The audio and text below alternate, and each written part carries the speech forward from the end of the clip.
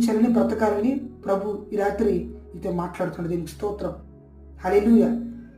ఈ లోకంలో ఎవరు ధైర్యవంతులుగా జీవిస్తారంటే నీతిమంతులు మాత్రమే ధైర్యంతో ఉంటారు. దీనికి స్తోత్రం.